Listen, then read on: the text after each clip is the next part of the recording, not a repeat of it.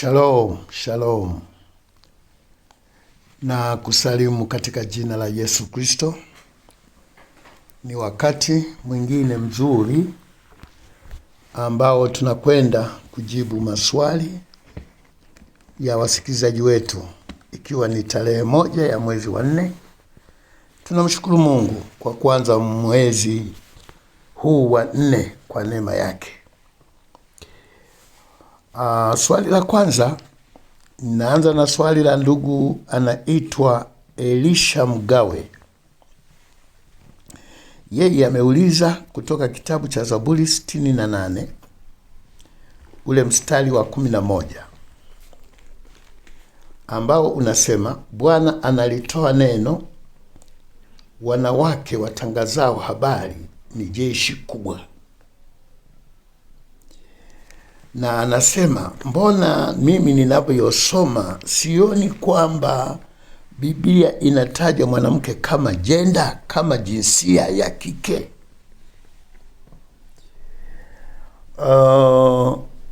Lakini watu wanatumia neno hili kama ni wanawake walio jeshi kubwa la kutangaza habari za Bwana.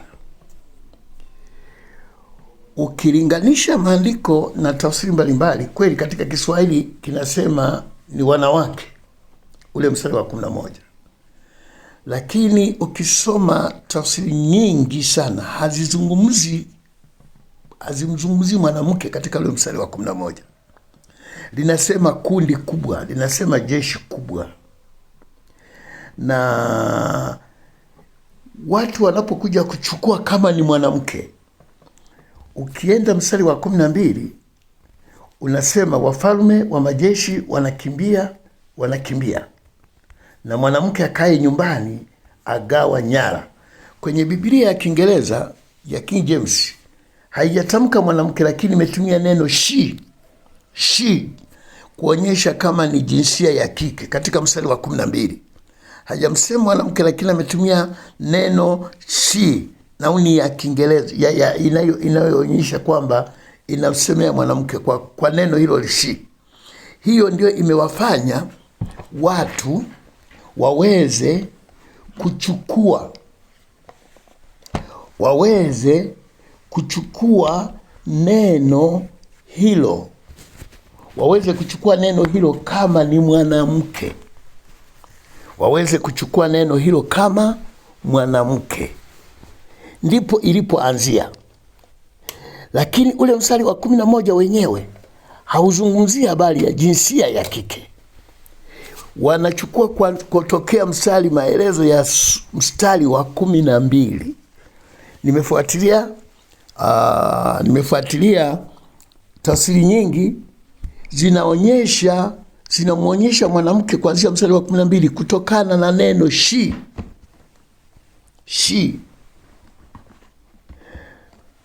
Kwa hiyo ulivyouliza, naona uko sahihi, lakini ule kuhusu mstari wa 11 hauzungumzi jinsia, hauonyeshi kama kuna jinsia ya kike. Ingawa labda jambo la kuongeza, wengi wameeleza kwamba wanawake ni kama wanajeshi. Neno jeshi linalosemwa katika mstari wa 12, jeshi kubwa haimaanishi wanajeshi, inamaanisha kundi kubwa, inamaanisha idadi kubwa. Watu wanapokuwa wengi wanaitwa jeshi. Sasa wengi wanafikiri Biblia inawasifu wanawake kama wanajeshi.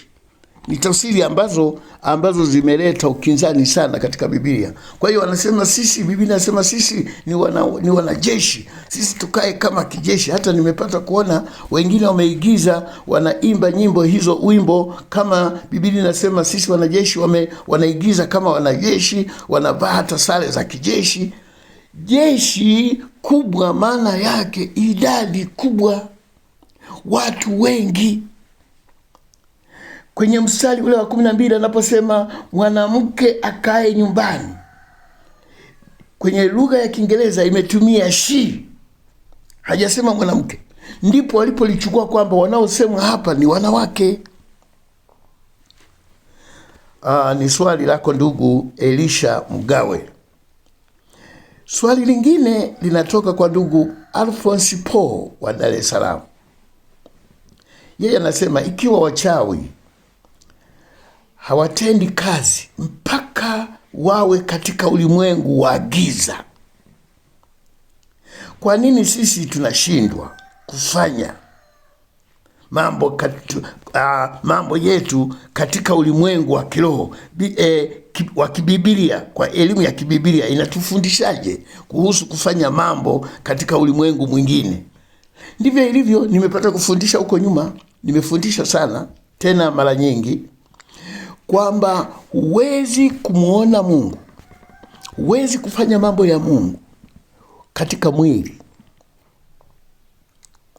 Ndio maana tukisoma mashauri ya mtumishi wa Mungu Paulo katika Wagalatia sura ya 5, anasema nasema enendeni kwa roho, kwa sababu katika mwili hamtatimiza chochote.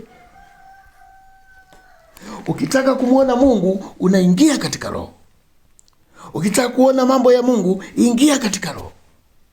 Sasa roho, kuingia katika roho ni kazi, ni kujitoa, ni kujimimina, ni kujidhabihu mwenyewe, ni bidii, kuachilia mambo mengine nyuma. Unazama kumtafuta Mungu ili uingie katika roho, upate kuziona nguvu za Mungu, upate kumuona Mungu. Lakini katika mwili huwezi kumuona Mungu, huwezi kumsikia Mungu, huwezi kufanya mambo ya Mungu. Wachawi hawezi kuroga akiwa katika mwili, lazima ahame katika mwili, aingie katika ulimwengu mwingine. Je, mchawi anapokuwa katika ulimwengu mwingine wa giza, je, na mwili wake unahama? Mwili si unakuwepo, roho yake ndio inayoingia. Je, sisi tunapokwenda mbele za Bwana ni miili inayokwenda?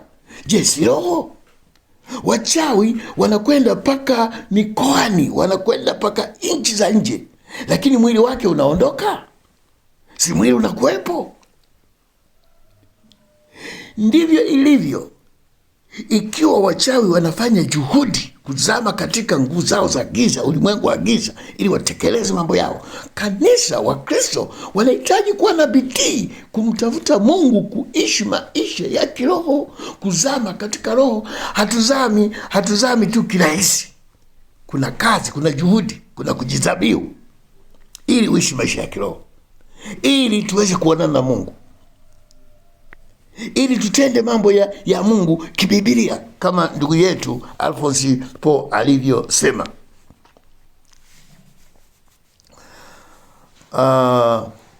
Swali lingine linatoka kwa ndugu yetu ni Mheshimiwa Ambokile Mwakaye wa Dar es Salaam. Ameuliza kitakachohukumiwa ni nini? Ni roho au ni nafsi?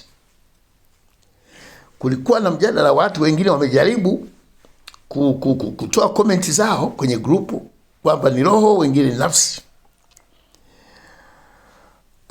Mimi niseme tu hivi kwamba mwanadamu katika kuumbwa kwake ameumbwa kwa mfano wa Mungu, kwa sehemu hii kwamba ana mwili, ana nafsi, ana roho.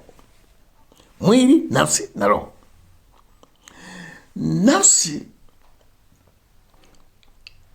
inasemwa sana. Ukiangalia hata ukitumia, chukua concordance au itifaki, utaona katika Agano la Kale nafsi imetumika zaidi. Roho haijatumika sana katika Agano la Kale. Imetumika kidogo sana roho katika Agano la Kale, lakini nafsi ndio imetumika sana katika Agano la Kale. Unapokuja kwenye Agano Jipya utaona nafsi imetumika kidogo sana. Iliyotumika sana ni roho. Unaona tofauti yake? Ni ufunuo uliobadilika. Na vitu vinavyoshindana ni viwili tu, ni mwili na roho. Kwa hiyo utakuta ni vigumu kutenganisha nafsi na roho. Hata katika Agano la Kale kuna maandiko mengine yametumia neno nafsi mengine ametumia roho. Nafsi na roho yote yametumika.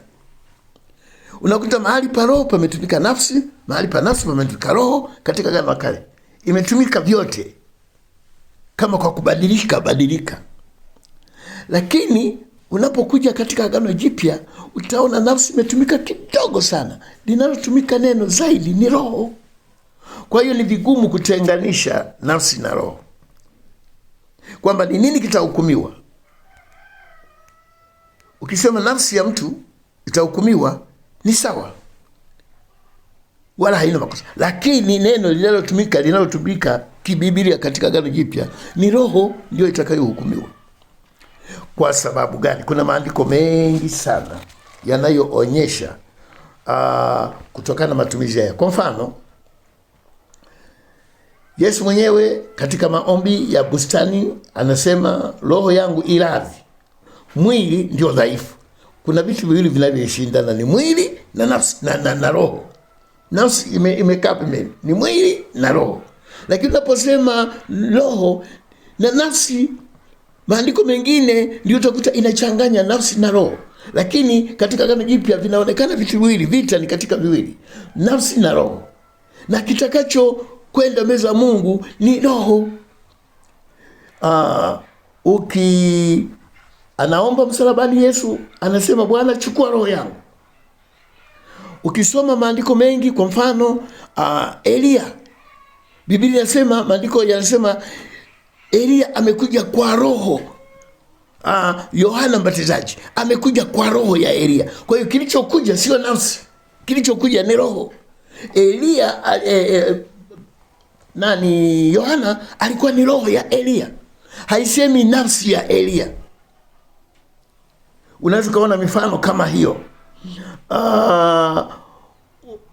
Katika Yohana 3:6 anasema kilichozaliwa kwa roho kinakuwa ni roho. Sisi kama tumezaliwa kwa roho tunakuwa roho, haizungumzi habari ya nafsi. Katika Warumi 8:9 anasema roho akikaa ndani yenu, ni mnaifuata roho, mmekuwa watu wa roho. Naona mmekuwa watu wa roho. Roho akikaa ndani yenu, labda nisome ile Warumi 8 mstari wa 10 wa 9 na wa 10, nitasoma yote kwa pamoja. Anasema 9, Warumi 8:9, lakini ikiwa roho wa Mungu anakaa ndani yenu, ninyi hamfuati mwili bali mwaifuata roho. Ni vitu viwili vinavyoshindana, mwili na roho. Lakini awali yote asipokuwa na roho wa Kristo, huyo si wake. Niende mstari wa 10.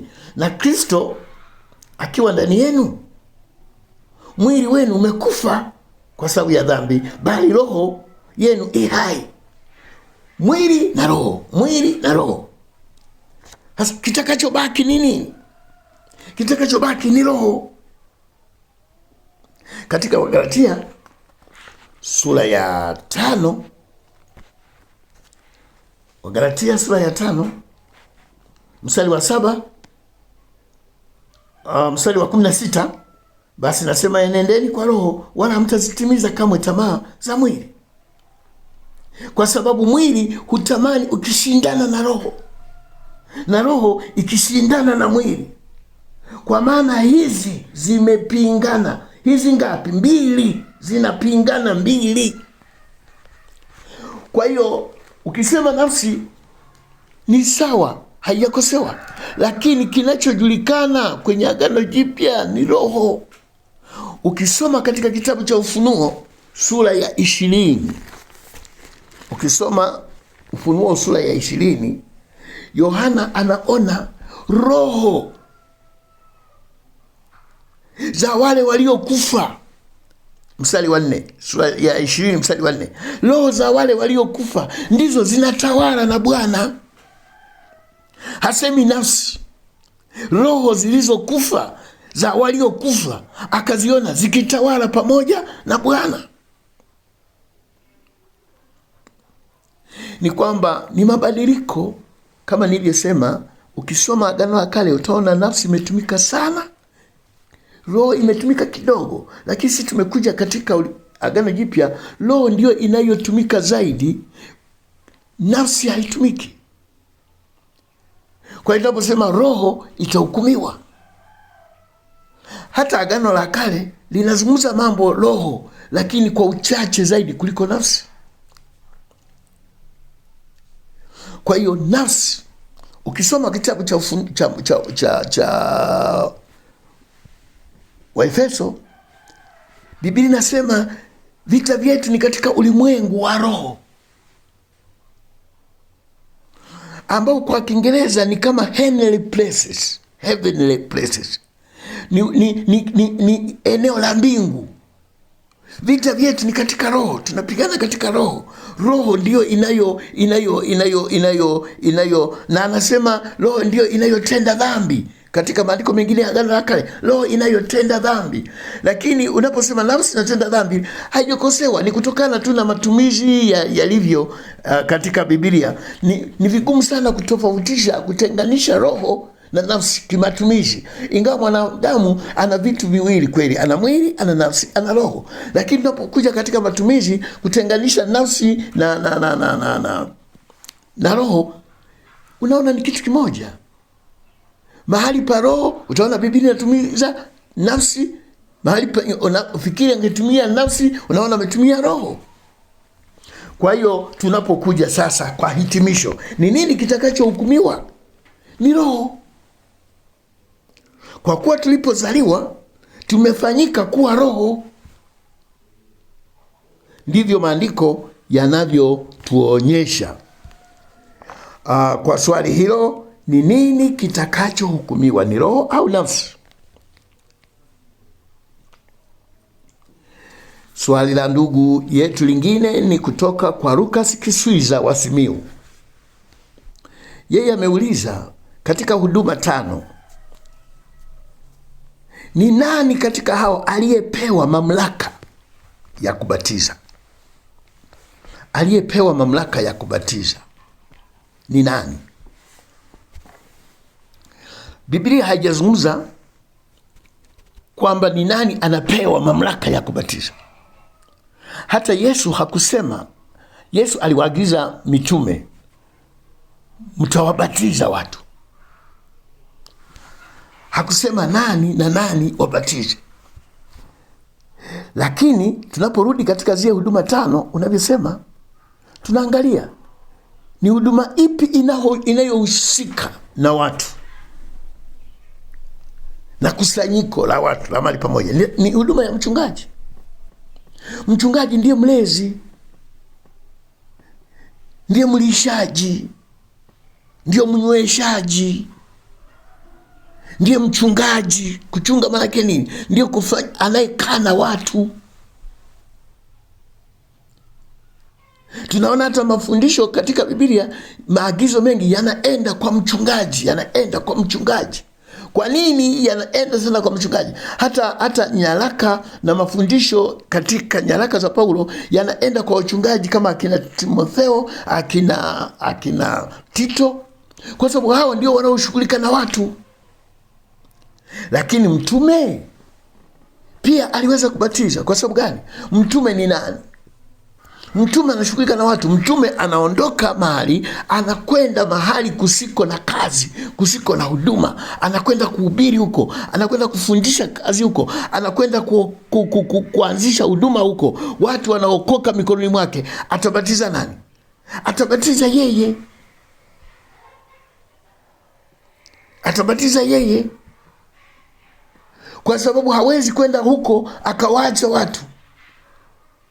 Ukiangalia katika zile huduma 5, huduma ambazo zinashughulika sana na watu ni mtume.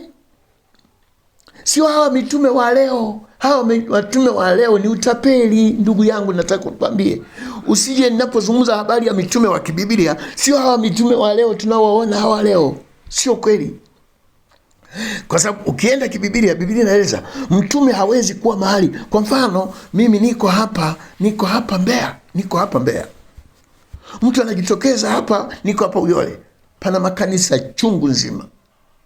Mtu anajitokeza hapa anakuwa mtume, hapa mjini anakuwa mtume. Dar es Salaam mtu anajitokeza katikati ya Dar es Salaam anakuwa mtume. Ule ni ukengeufu, ni roho iliyokuja ya kujinufaisha. Utume katika Biblia tunasoma kitabu cha Warumi ni kutoka. Utume ni mtu aliyetumwa, mtume aliyetumwa kutoka kwenda mahali pasipofikiwa kupeleka injili. Huyo ni mtume. Katika Biblia tunaita missionary. Wamishonari wanatoka wanakwenda mahali, ingawa nao siku hizi missionary anapokuja haji kufanya umishonari kwa sababu anakuta kazi ipo. Ukitoka ukaenda India kusiko na makanisa, wewe ni mtume. Ukitoka ukienda nchi ambako hakuna kanisa, unakwenda kuhubiri, wewe ni mtume.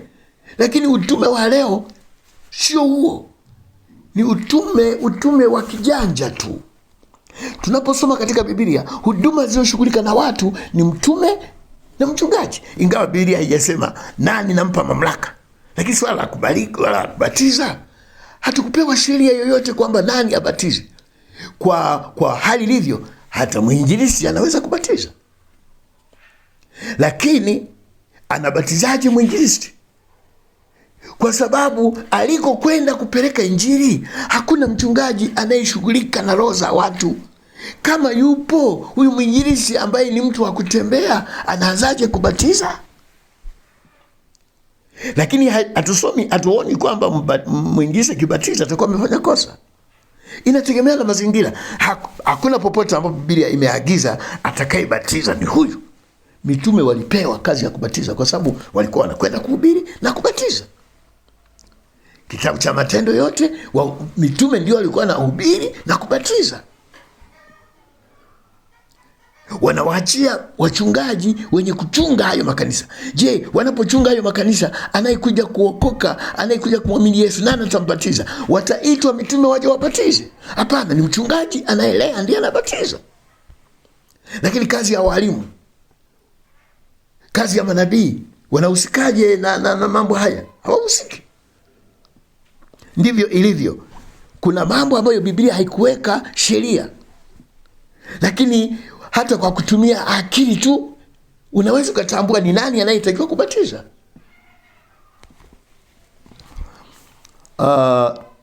Ndugu Lucas ameendeleza swali lingine. Mtu anayekufa kabla ya kubatizwa inakuwaje? Inategemea. Kwa nini amekufa bila kubatizwa? Inategemea. Kwa sababu ubatizo ni agizo. Ubatizo ni agizo. Na katika kubatiza kuna taratibu za kubatiza. Hasa kama mtu amekufa, kwa mfano, yule aliyekufa msalabani na Yesu, wangemshusha msalabani kwamba njoo tukubatizwe kwanza ndio uende? Hapana. Huyu mtu inategemeana anakufa kwa sababu gani? Anakufa na hajabatizwa kwa sababu gani? Hakupata nafasi ya kubatizwa. Alipata nafasi, alikataa kubatizwa. Hilo ni swala lingine. Wengi wanakufa bila kupata nafasi ya kubatizwa, lakini wapo wanaokufa wamekataa kubatizwa. Sasa inategemeana kusema anakufa bila kubatizwa kwa sababu gani na mazingira gani. Maana kama alikataa, amekataa agizo. Kama hakupewa fursa ya kubatiza, hilo Mungu anajua, na Mungu ni wa haki, hawezi kumwonea mtu.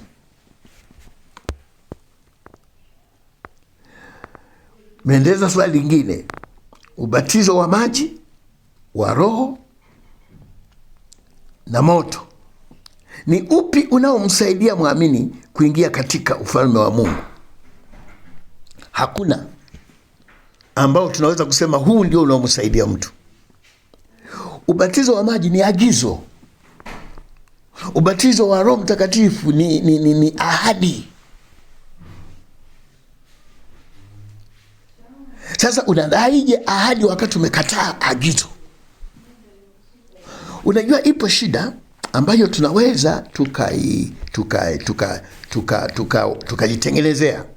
Kwa mfano, mtu anasema anafundisha, anasema bila upendo huwezi kumwona Mungu. Upendo ni kitu muhimu kumwona Mungu. Atafundisha hivyo. Atakuja mwingine anasema imani, bila imani hakuna kumwona Mungu.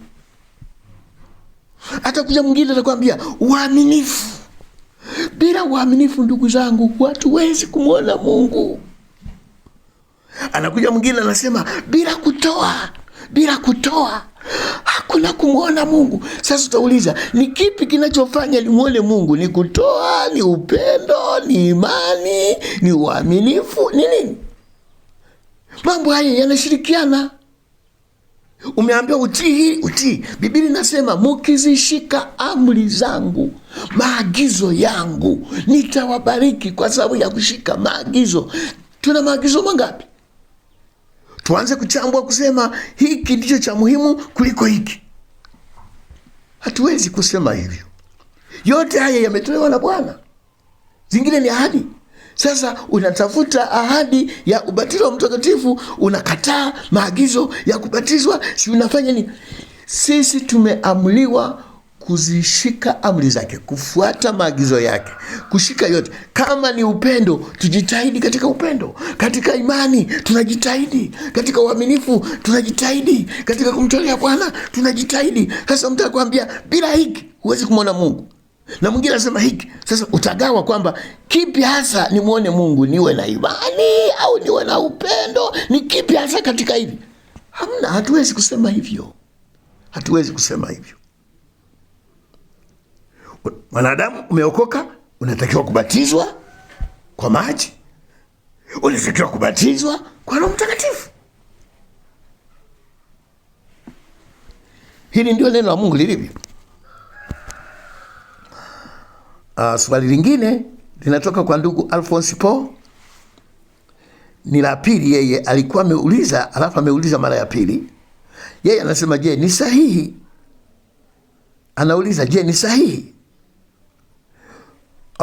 kuegemea upande wowote katika vita inayoendelea Mashariki ya Kati, hasa inapoinuka mijadala ya watu kuhusu vita vinavyoendelea Irani na Israeli na Marekani, alafu wewe unaonekana umeegemea labda Irani au umeegemea Israeli? Ni sahihi? Mambo mengine, nashukuru kwa kumesema ni sahihi, hukusema ni dhambi. Ungesema ni dhambi, ningekataa, ningesema sio dhambi. Lakini usahihi, kuna ukweli. Unajua shida inayotusumbua ni hii: watu wengi hawaoni makosa ya Israeli, kwa sababu wamefundishwa kwamba Israeli ni taifa takatifu. Usilisemee neno lolote Israeli. Hiyo ndio inaleta maswali haya. Usiseme. Egemea, unaweza ukasema ubaya wa Irani, unaweza ukasema ubaya wa Amerika, lakini usiseme ubaya wa Israeli. Hii ndicho kitu kilichojenga kwenye akili za watu. Kwa hiyo inawasumbua. Nimefundisha wiki iliyopita au mbili, sijui imepita au moja, mbili zilizopita, taifa la Israeli linazo baraka zake za ardhi za kitaifa, na ardhi yao huwezi kuwanyang'anya. Lakini wanapovuka mpaka wanafanya makosa. Wanapotetea ndani ya nchi yao, wanapotetea haki yao, hawana makosa. Lakini wanapovuka mipaka aliyowekea Mungu, wanafanya makosa. Si kwamba Israeli hawezi kufanya makosa, si kwamba Israeli wakifanya kosa ukiwasema basi wao ni watakatifu, hawasemwi. Wanapaswa kusemwa, na walipaswa kuambiwa, hapa umekosea, hapa uko sahihi. Sio kwa kuonea, sio kwa itikadi za kidini, za kiimani. Israeli ni wanadamu, wanaweza kukosea. Waarabu ni wanadamu, wanaweza kukosea.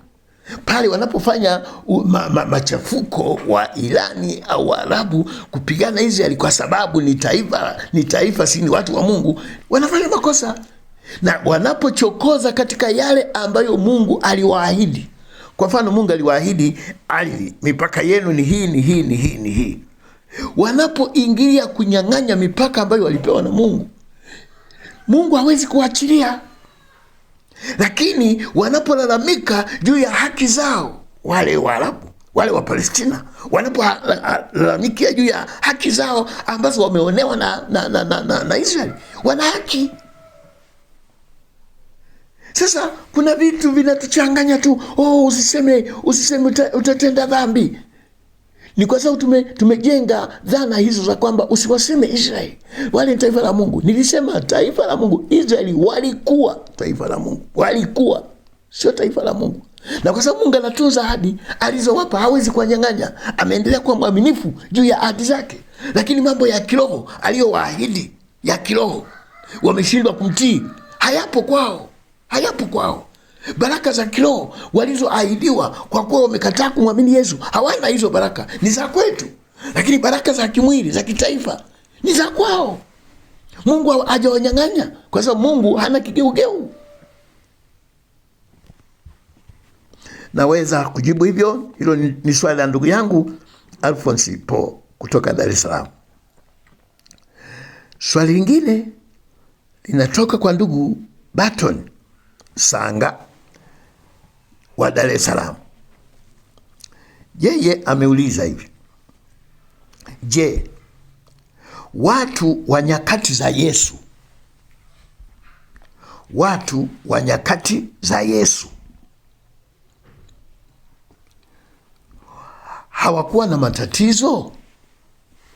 hawakuwa na matatizo?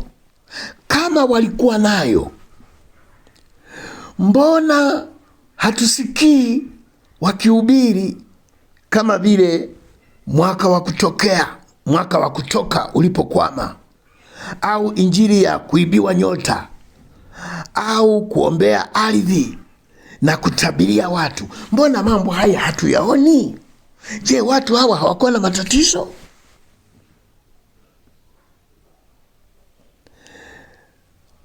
Niseme kwamba injili ya Yesu Kristo ilikuja kutukomboa juu ya shida zote.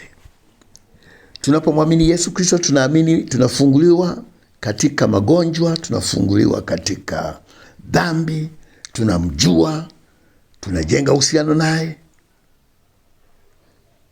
Na Paulo alihubiri injili, na injili ndio ilivyo. Injili inamjenga mtu uhusiano kati ya mwanadamu na Mungu.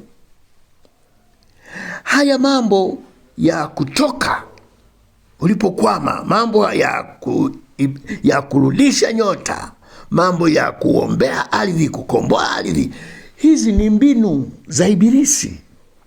Hizi ni mbinu za watu wajanja. Biblia inasema watainuka watu wajanja, na wameinuka, tunawaona. Hii sio injili. Huu ni uganga.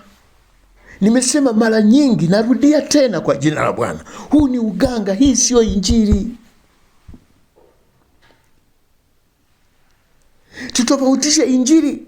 Biblia yenyewe inasema huu ni uganga, huu ni utapeli. Mkristo una nyota gani? Unaibiwaje nyota? Si ni uganga? Unakomboaje ardhi? Watu wanatakiwa kuleta udongo, unapeleka udongo. Watu wanapelekwa hata kucha na nywele, sijui na nini na vitu gani. Huu si uganga. Huu ni uganga, ni ujanja huu. Na watu wanajinufaisha sana. Hii sio ya kuwasaidia watu, wanajisaidia wao. Wajinga ndio wali wao. Wajinga wanaokwenda ni wajinga. Wanaofaidika ni wale wanaofanya mambo haya, lakini sio kwa ajili ya Bwana, ni kwa ajili ya manufaa yao. Wanatumia tu saikolojia. Leo watu wanatumia saikolojia, wanaishi kwa kuwadanganya watu walio wajinga katika kumjua Mungu. Watu hawamjui Mungu. wanamsikia Mungu, hawamjui Mungu. Ukimjua Mungu huwezi kwenda kuombewa maombi ya kutoka, maombi ya kurudisha nyota, sijui ardhi, sijui unakwenda kutabiriwa. Manabii hawapo kumtabiria mtu. Manabii wa Agano la Kale walikuwa ni kwa ajili ya Bwana, kwa ajili ya taifa, kuleta mwongozo, kuleta mwelekeo wa Mungu. Hawa wanatabiria watu ili apate chochote. Kwani wanafanya bure? Hawafanyi bure. Kwa hiyo si unaposema watu wale wakati wa Yesu hawakuwa na matatizo. Walikuwa na matatizo, walikuwa na injili ya kweli ya kumtegemea Mungu na kuponywa katika Yesu Kristo. Na hii imeendelea vizazi vingi. Haya mambo tunayosema ya kuibiwa nyota na kurudisha nyota na si yameanza tu karibuni, hata miaka 30 40 haijafika. Ni ukengeufu ulioyaleta mambo haya. Na heri wewe ambaye umegundua na huendani kufuatilia watu hawa. Utapotea tu. Kwa hiyo, kwa mfano, ninaposema saikolojia inatumika sana. Kwa mfano, ukiwa mbele ya watu 200, kusanyiko ukalikuta kusanyiko la watu 200. Unadhani pale watu 200 au 300 watu wamekusanyika pale? Hawapo watu wanaoumwa tumbo pale? Kiakili tu wapo pale watu wanaoumwa tumbo. Je, hawapo pale wanawake tasa? Wapo. Je, hakuna mtu ambaye anaumwa kichwa? Yupo. Kwa hiyo mtu akisema Bwana ananiambia hapa pana mtu anaumwa kichwa, ni akili, ni saikolojia kwamba hapa hawezi kukosekana mtu anayeumwa kichwa katika kundi hili. Ndivyo watu wanaishi. Au watu wanakuambia wanasema Bwana ananiambia, yuko mbele ya watu 300, 400, 500. Anasema kuna watu wametengenezewa mitego, mwezi wa 6 hawafiki, watakuwa wamekufa. Wapo hapa watakuwa wamekufa mwezi wa 6. Bwana ananiambia walete sadaka niwaombee kwa komboa na mauti. Je, kuna mtu unafikiri atakosa watu hapo? Sasa kila mtu anaanza kujiuliza, sijui ni mimi. Watu anasema kuna mtu au kuna watu, wanatoka watu mamia. Kila mtu ana hofu, labda ni mimi. Wanaleta sadaka, wanaombewa uzima na kuvunja roho ya mauti mwezi wa 6 wasife. Yeye amekusanya maelfu mamilioni ya hela. Wanapovuka mwezi wa 6 wanamshukuru nabii aliyewaombea wasife. Kila mtu anafikiri inawezekana ni mimi ningekuwa nimekufa. Ni saikolojia tu. Watu wanaishi kwa kutumia neno la Mungu. Swali lingine la ndugu Bato Nisanga kutoka Dar es Salaam anasema mtu wa Mungu akiota ndoto kama vile akina Ibrahimu, Yakobo, Yusufu, kuna haja ya kumtafuta mtu wa kuja kutafsiri ndoto? Inategemeana. Ni ndoto ya aina gani? Hata wale waliokwenda tunasoma katika Biblia waliwatafuta watu wawatafsirie ndoto. Unadhani tunamwona kwa mfano Nebukadreza aliota ndoto akatafuta watu wamtafsirie. Je, ilikuwa ni ndoto yake ya kwanza katika maisha yake kuota? Si aliota ndoto nyingi. Zilikuwa na haja gani ya kutafuta watafsiri? Lakini ile kutokana na hali yake ilihitaji mtafsiri.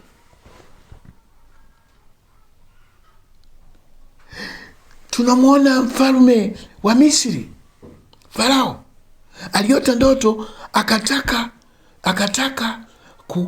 mtafsiri aje mtafsirie. Akatafuta Yusufu.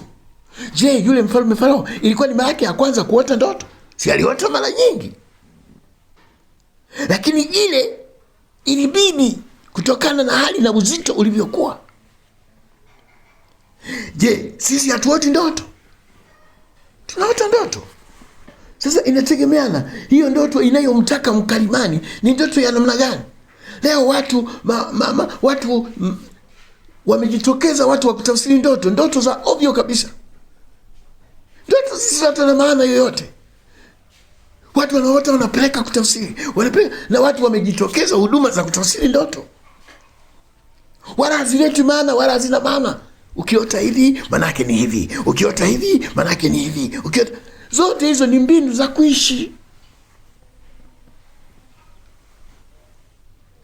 Lakini Mungu anaweza, akitaka anaweza kukupa ndoto ambayo wala hutahitaji ushauri. Utaona tu kwamba ndoto hii nahitaji msaada wa Mungu, nimwombe Mungu, au kama simwombe Mungu nitaenda kwa watumishi wa Mungu wanisaidie kutokana na uzito wake. Hakuna sababu ya kutafuta ndoto na huduma. Kila kitu watu wanatafuta huduma ya kutafsiri ndoto, huduma si ya kufanya nini.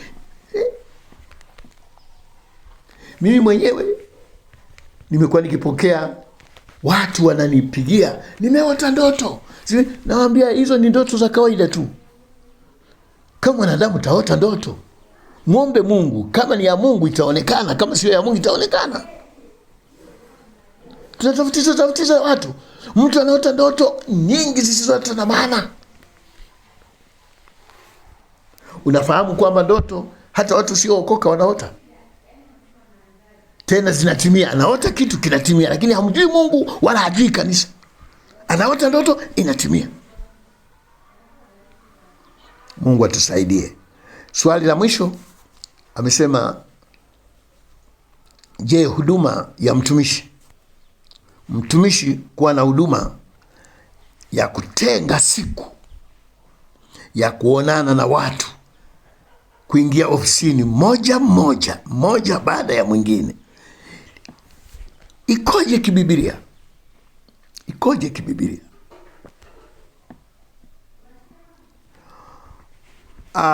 Zote hizi ni huduma ambazo zimejitokeza. Mambo mengine yanaweza kuwa na uhalali, mengine yanaweza kuwa yasiwe na uhalali. Kwa mfano, wengine Mungu amewapa huduma ya ushauri, kuwashauri watu. Kama Mungu amekupa huduma ya ushauri, utashauri watu, watakuja watu kushauriwa.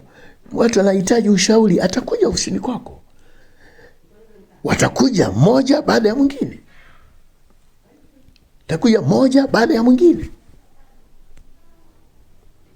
Ni huduma.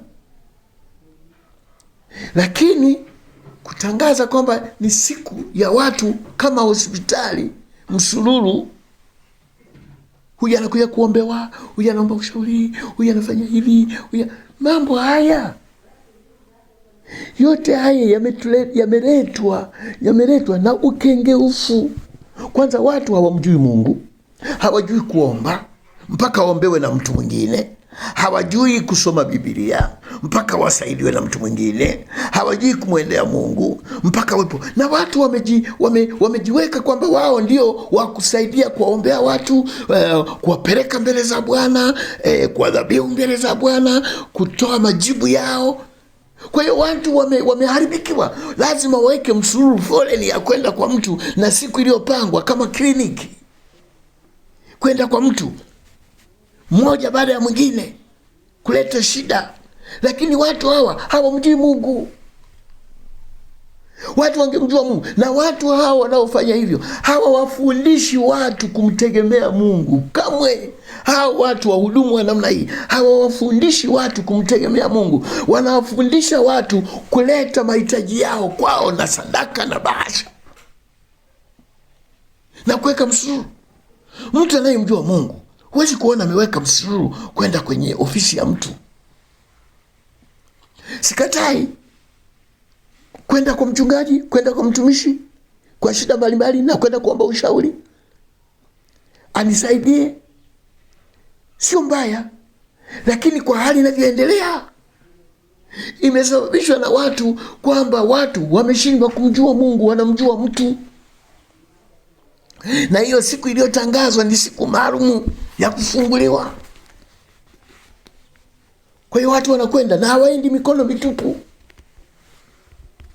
Huo wote ni uasi, ni ukengeufu. Hizo sio huduma. Mungu atusaidie sana. Watu na imeonekana hawa ndio watumishi wazuri, kwa sababu kuna siku watu wanakwenda. Mimi mwenyewe ni mshauri, nina ofisi, watu wanakuja kwangu kuomba ushauri, lakini sina msuru. Anaweza kuja mtu mmoja kwa wiki, anaweza kuja mtu baada ya wiki 2, anaweza kuja mtu wanakuja na washauri. Kama ni kuombea, kwa nini siombee kanisani? Kwa nini uombea ofisini? Watu waje kuombea ofisini, tena mmoja baada ya mwingine. Kwa nini? Hizi ni mbinu za siku hizi za huduma. Huduma ya Mungu imekuwa ni biashara. Ndani yake wengine wanatajirika, wakati wengine wanasafa. Unaona? Alafu tunachekana. Nimewasikia watu wakilonguza wengine, wanakuambia huwezi, wanakuambia wazi kabisa kwamba mambo yanayofanyika huko sio ya kweli. Na ni kweli, wapo wanaozungumza, wapo wanaotoa ukweli, wapo waliosimama na kusema kwamba wale mnaotegemea kwa watu mumepotea. Na watu hawa hawamjui Mungu, hawafundishwi kumjua Mungu, hawafundishwi kuomba, wanafundishwa kuleta haja kwao. Ukikosa watu wakikosekana wakupeleka shida kwao, manake wameharibu maisha yao. Umezuia bahasha zao, umezuia sadaka zao. Sasa hiyo sio kweli. Mungu atusaidie. Kwa hiyo kama una ofisi, unakwenda unawasaidia watu, sio kosa, lakini kwa namna inavyotumika haiko katika mpango wa Mungu kabisa, wala haiko kibibilia. Mungu atusaidie kwa maswali haya ambayo nimekwisha kuyajibu. Ilikuwa ni swali la mwisho. Mungu akubariki wewe uliyeuliza, na naamini kwamba nitakuwa nimekujibu swali lako. Kama hujalizika, Mungu atakusaidia. Tupo hapa kwa kutumia neno la Mungu, na Mungu anakupenda. Mungu ni wetu sote. Asante kwa kunisikiliza. Jina langu naitwa Mchungaji Dr. Zefania Mwalusambo. Namba yangu ya simu ni 0754041599. Namba nyingine ni 0769, ni ya ofisi yetu hiyo, 0769007328. Namba nyingine ya secretary wetu ni 0677880199. Mungu akubariki sana. Tukutane tena wakati mwingine. Amen.